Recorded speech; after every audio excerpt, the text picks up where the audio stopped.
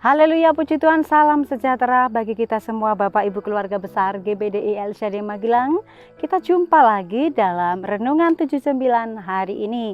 Bagaimanakah kabar Bapak Ibu? Tentu saja luar biasa karena kita punya Allah yang luar biasa. Mari Bapak Ibu yang ada di rumah, kita akan bersama-sama belajar tentang firman Tuhan di dalam Lukas pasal yang ke-11 ayat 34. Demikianlah bunyi firman Tuhan. Matamu adalah pelita tubuhmu. Jika matamu baik, teranglah seluruh tubuhmu. Tetapi jika matamu jahat, gelaplah tubuhmu. Puji Tuhan, Bapak Ibu berbicara tentang mata. Dikatakan firman Tuhan tadi, mata itu adalah merupakan pelita tubuh. Fungsinya apa? Untuk melihat, untuk memperhatikan hal-hal yang ada di sekitar kita. Apa yang kita pandang, apa yang kita lihat, semuanya itu terfokus dari mata atau penglihatan kita. Hari ini saya memberikan tema firman Tuhan adalah melihat yang baik. Nah, Bapak Ibu, mata, pelita tubuh tadi dikatakan sebagai penglihatan utama untuk menerangi dan untuk melihat. Ada dua macam penglihatan ya, karena kita berbicara tentang mata sebagai alat untuk melihat, maka ada dua macam yang saya catat mengenai penglihatan ini. Yang pertama yang saya catat adalah mata secara fisik. Ini berfungsi melihat hal-hal yang kelihatan, misalnya benda ya. Contohnya ada meja, ada kursi yang bisa kita lihat secara nampak, secara fisik, atau mungkin melihat bangunan itu bagus, rumah itu bagus. Kita dapat melihat bahwa benda ini benda yang menarik, benda yang bagus, yang menarik perhatian kita.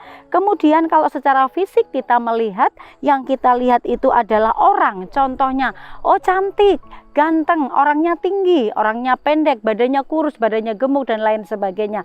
Ini adalah pandangan atau penglihatan secara fisik dari mata kita sebagai fungsi penglihatan dari dalam tubuh. Nah, oleh sebab itu kalau kita melihat, kalau yang pertama yang saya catat adalah mata, pandangan mata secara fisik, yang kedua adalah mata hati.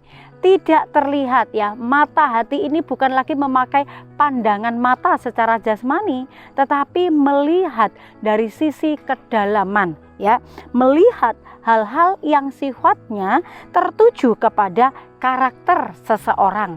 Misalnya adalah orang itu baik, orang itu santun, orang itu galak, orang itu memiliki perilaku yang buruk dan lain sebagainya. Mungkin perkataannya tidak memiliki etika dan lain sebagainya. Bapak Ibu, ini adalah pandangan mata hati kita dapat menilai karakter seseorang, kehidupan seseorang. Nah, dari dua hal ini Bapak Ibu ya, kalau tadi yang pertama saya mencatat mata secara fisik, kita menilai orang bagus indahnya, menilai benda bagus indahnya ya. Nah, yang kedua mengenai mata hati ini. Nah, nasihat firman Tuhan termasuk bagian yang manakah ya? Nasihat firman Tuhan kalau kita melihat apa yang harus kita lakukan mengenai penglihatan ini. Nasihat firman Tuhan tentang penglihatan tadi di ayat yang ke-34 bagian A dikatakan, matamu adalah pelita tubuh.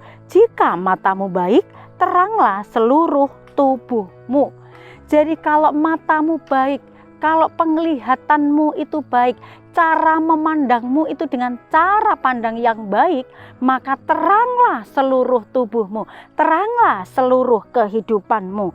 Nah, itu sebabnya Bapak Ibu, kecenderungan manusia itu seringkali lebih cepat menilai akan hal-hal yang buruk, akan hal-hal yang jelek kepada seseorang atau kepada sebuah keadaan dan lain sebagainya.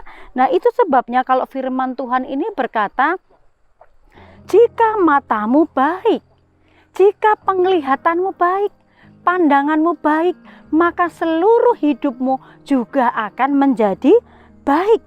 Kalau kita memiliki pandangan yang baik, manusia seringkali lebih cepat menilai kekurangan seseorang, kejelekan seseorang dibandingkan dengan hal-hal yang baik. Mungkin ya Bapak Ibu, ada seseorang yang melakukan banyak hal dengan hal-hal yang baik, dengan hal-hal yang luar biasa.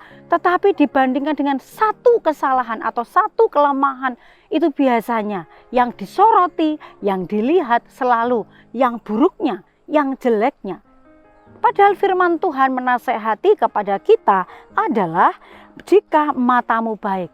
Yang mana yang sering kali menonjol atau lebih sering kita praktekkan Bapak Ibu. Jika mata penglihatan kita baik, maka akan memandang segala sesuatunya itu dengan pikiran yang baik. Jikalau kita memiliki pandangan atau penglihatan yang baik, atau selalu menilai hal-hal yang baik, baik itu sesuatu yang terjadi, baik itu yang dilakukan oleh seseorang, maka ini menolong kita Bapak Ibu untuk mengurangi pikiran-pikiran negatif tentang seseorang. Jikalau kita memiliki penglihatan yang baik, maka kita bisa belajar bahwa segala sesuatunya pasti akan mendatangkan hal-hal yang baik. Yang berikutnya, yang contohnya Bapak Ibu ya, contoh jikalau orang itu bisa menilai dari sisi baik atau melihat hal-hal yang baik. Di ayat yang ke-27, ketika Yesus masih berbicara, berserulah seorang perempuan dari antara orang banyak dan berkata kepadanya, "Berbahagialah ibu yang telah mengandung engkau dan susu yang telah menyusui engkau." Perempuan ini dia mengucapkan kata-kata yang baik tentang siapa? Tentang Yesus. Karena Yesus memberi sebagai seorang guru, dia juga selalu mengajar hal-hal yang baik, sehingga perempuan yang disebutkan di sini ya, meskipun tidak disebutkan namanya, tetapi dikatakan dia melihat hal-hal yang baik yang dia perhatikan, yaitu Yesus itu sebagai pengajar yang baik. Bahkan pelayanannya disertai dengan hal-hal yang ajaib, disertai dengan hal-hal yang luar biasa. Dan ibu ini memandang hal yang baik tentang Yesus, pelayanan Yesus, pribadi Yesus. Itu sebabnya dia berkata, sangat berbahagia ibu yang melahirkan dia, ibu yang menyusui dia, dikatakan. Nah, Bapak Ibu, dari hal ini kita belajar. Apa yang kita nilaikan, apa yang kita lihat tentang orang. Apakah kita menilai dengan hal yang baik? Kita lihat contoh berikutnya ya. Nah, kalau kita lihat yang kedua, kalau tadi kita yang pertama adalah nasihat firman Tuhan tentang penglihatan, kita belajar melihatlah yang baik ya. Yang kedua, jangan melihat yang buruk di ayat 34b. Tetapi jika matamu jahat, gelaplah seluruh tubuhmu. Kenapa seseorang itu bisa jahat? Kenapa seseorang itu bisa berpikir jahat, berpikir yang tidak baik? Karena apa? Selalu memiliki cara pandang atau penglihatan yang tidak baik. Dan nasihat firman Tuhan dikatakan, jika matamu jahat, seluruh hidupmu menjadi gelap dan menjadi jahat. Nah, contohnya Bapak Ibu di ayat 37 sampai ayat yang ke-38. Di ayat 37 dan 38, ketika Yesus selesai mengajar, seorang Farisi mengundang dia untuk makan di rumahnya.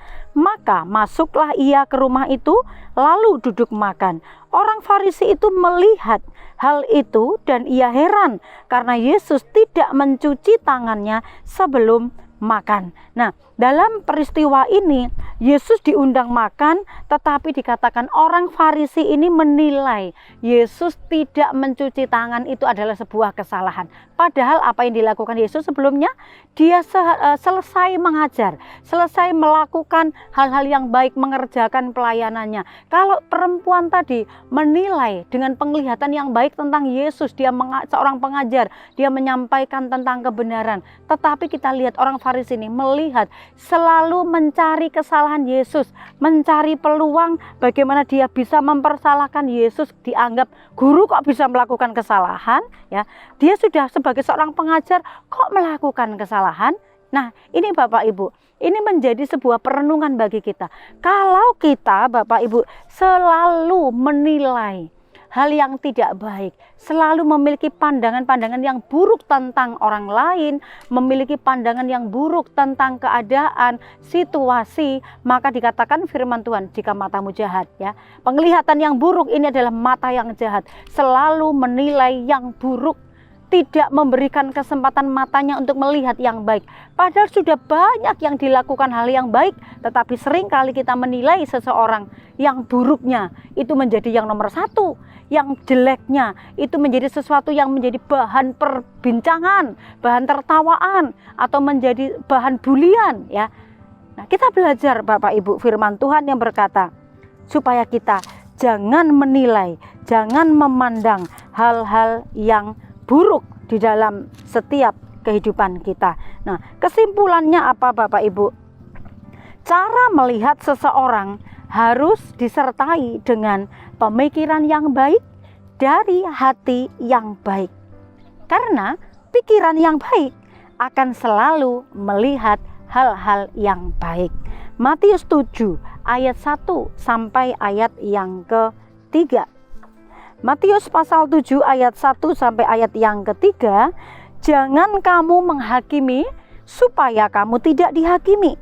Karena dengan penghakiman yang kamu pakai untuk menghakimi, kamu akan dihakimi, dan ukuran yang kamu pakai untuk mengukur akan diukurkan kepadamu. Mengapakah engkau melihat selumbar di mata saudaramu, sedangkan balok di dalam matamu tidak engkau ketahui? Nah, Bapak Ibu seringkali balok ya, balok dikatakan kesalahan orang lain itu sebenarnya mungkin kecil, tetapi karena kita melihat dari sisi kesalahannya terus, maka kita menilainya dengan hal-hal yang buruk, dengan hal-hal jahat kepada orang-orang tersebut. Ingat Bapak Ibu, firman Tuhan dikatakan bahwa kalau engkau menghakimi, kalau engkau menilai orang-orang dengan nilai yang buruk, semakin sering kita menilai seseorang, semakin sering kita melihat hal-hal buruk seseorang, maka tidak juga jarang orang pun bisa menilai, karena apa yang kita lakukan itu berbalik kepada diri kita sendiri Bapak Ibu. Mari kita belajar dengan memiliki cara penglihatan, cara pandang yang baik, supaya apa dikatakan firman Tuhan, supaya seluruh hidupmu terang dan baik. Haleluya. Tuhan memberkati kita semua. Mari menjadi orang-orang percaya yang memiliki cara pandang, memiliki penglihatan hal-hal yang baik senantiasa di dalam kehidupan kita. Puji Tuhan Bapak Ibu. Mari kita akan terima firman Tuhan ini dan kita akan bersyukur atas setiap berkat-berkat dari firman Tuhan. Terima kasih Tuhan, kami bersyukur buat kasih setia dan kemurahan Tuhan yang Engkau limpahkan dalam setiap kehidupan kami. Karena kami tahu firman-Mu itu mengajar, firman-Mu mendorong dan memotivasi kami untuk terus belajar semakin maju, semakin mengalami hal-hal yang baik menurut kehendak rencananya Tuhan. Terima kasih. Kami berdoa buat saudara kami di antara umat-umat-Mu keluarga GBD LCD Magelang yang saat ini sementara menderita sakit COVID. Dan juga berdoa bagi saudara kami yang mengalami sakit autoimun. Dan juga berdoa bagi umat-Mu yang pasca operasi. Tuhan tolong, kami percaya orang-orang yang sakit tetapi memiliki iman kepada Tuhan. Ada pengharapan, ada mujizat. Kuasa kesembuhan dikerjakan dalam nama Yesus. Kami percaya akan kuasa-Mu yang mampu memulihkan, mampu menyembuhkan. Juga berdoa untuk seorang keluarga yang merindukan memperoleh keturunan. Kami percaya kuasa-Mu tidak berubah, pengharapan di dalam Engkau tidak pernah salah. Kami berdoa supaya keluarga ini sesuai dengan kerinduannya untuk memperoleh keturunan. Tuhan membukakan jalan bagi rahim-rahim yang bermasalah. Tuhan jamah supaya dibukakan oleh kuasa Tuhan dan mereka mendapatkan keturunan sesuai dengan kerinduan mereka. Berdoa juga buat penyelesaian masalah ekonomi, pemulihan keluarga. Mereka yang berseru memanggil nama Yesus, mereka mendapatkan sesuai dengan janji daripada firman Tuhan. Terima kasih banyak Tuhan, kami bersyukur kepada Tuhan. Keluarga GBD LCD bersyukur Engkaulah gembala yang baik, yang mengenal domba-domba-Mu dan domba-domba-Mu mengenal Engkau. Terima kasih, kami bersyukur. Terima firman Tuhan ini dengan ucapan syukur dalam nama Yesus. Haleluya, amin.